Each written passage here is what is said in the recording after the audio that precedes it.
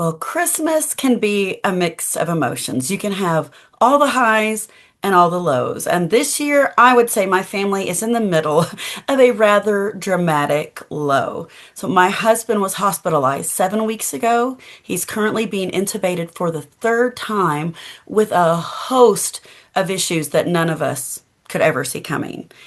So, what does that mean for the holidays? Well, the holidays for me has been about survival. Thanksgiving, didn't cook a thing. Picked up food from our local Cracker Barrel and tried to make the best of the day.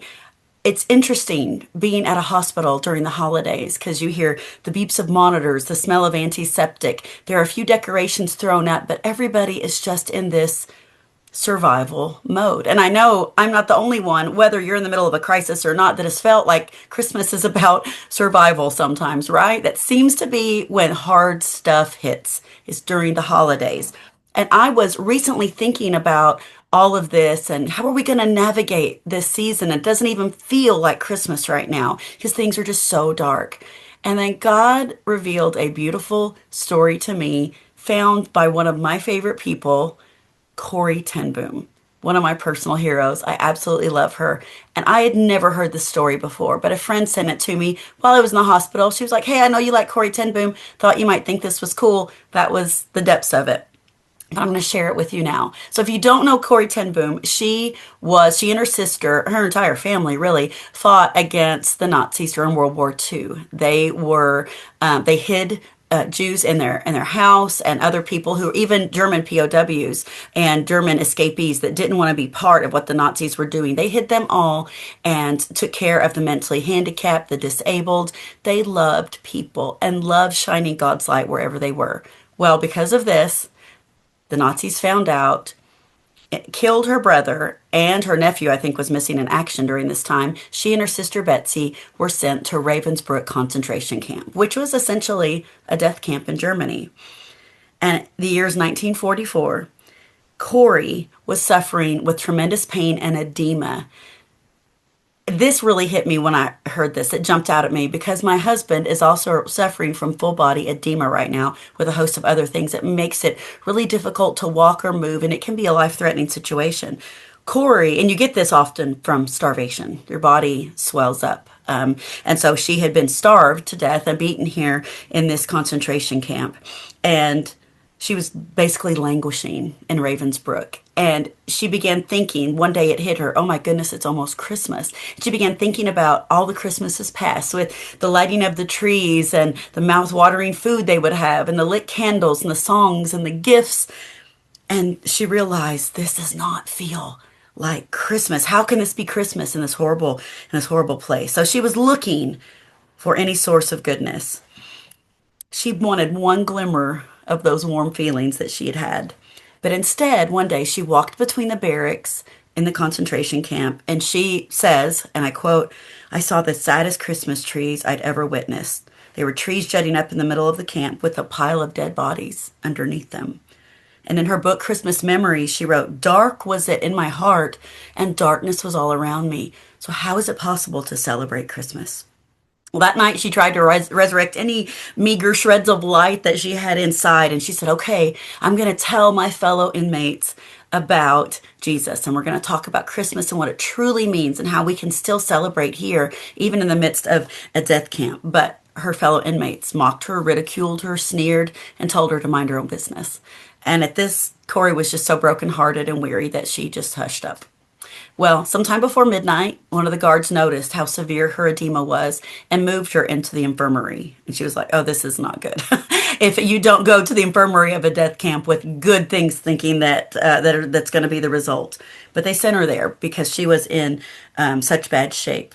Well, she thought, okay, I'm in Christmas Eve in a death camp, and there's a pretty good chance that they think I'm going to die. So this is not what I wanted. But about around midnight, she heard the wails of a little child, and it took all of her effort because the wails didn't stop, and she couldn't let it go.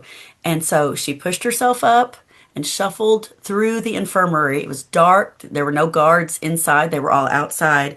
And she just searched for the sound of the noise. And she found a little girl on a cot who was crying for her mother. She said, "My goodness, what is wrong? And she said, I want my mom. And she noticed this little girl was emaciated. She was starved. And she noticed that she had had an incision on her back. She had clearly just had surgery. And all the Nazis had done to treat her was put some toilet paper on her back. And she was all by herself, alone in this dark infirmary. So Corrie knelt down next to her and she said, "Hi, my name's Corrie. What's your name?" She said, "It's Oeli." She said, "Oh, that's a beautiful name. Oh, Ellie, it's so nice to meet you." She said, "Are you crying for your mother?" And she goes, "I haven't seen my mom in so long. I don't know where she is and I'm scared." So Corrie wrapped her up in her arms and said, "Well, I know somebody that also loves you even more than your mom does, and his name is Jesus." And Oeli said, "Really? Tell me about him." And Corrie told Oeli all about Jesus and that he was God's son and that he had come to earth. He had done miracles and healed people and wanted nothing more than to give people hope and a future. And she told Oeli all about Jesus. And Oeli said, "Tell me more about Jesus. I want to hear more." And she said, "Well, for those who believe in him, he said that he is preparing a special place for them in heaven." And Oeli said, "Really? What heaven? What's heaven like?" Corrie smiled. She said, "It's a beautiful place with no more pain and no more evil." Wow. And Jesus is preparing a room for me? Is it a big house or a little house? And Corrie laughed and she said, "Well, what do you think?" And Oeli said, "I don't think I would want a big house. I want a little house. I'm a little person. I want a little house." And Corrie loved on her, told her some more about Jesus. And as Oeli drifted off to sleep in Corrie's arms, Corrie heard her whisper. She said, "Wow, I'm so happy to know I'm going to see Jesus there someday soon." And that's when Corrie realized, oh my goodness, Christmas is not about me. It was never about me. God allowed me to be in Ravensbrück concentration camp at this moment because a little girl needed hope and comfort. And that's what I'm telling myself right now in my own dark season. Although it was nothing like what Corrie went through, it can be discouraging. Like, this is not the Christmas I wanted or I'd hoped for or I'd planned for. Well, Christmas is not about receiving love. It's about giving it away. So this Christmas, I will be at the hospital bright and early with a tray of cookies and donuts and goodies for all the nurses who have been so faithful to take care of my husband. And my focus has shifted from what's Christmas going to mean to me to how can I bring Christmas to other people. And I pray this will be your heart's prayer as well. Have a beautiful and blessed Christmas.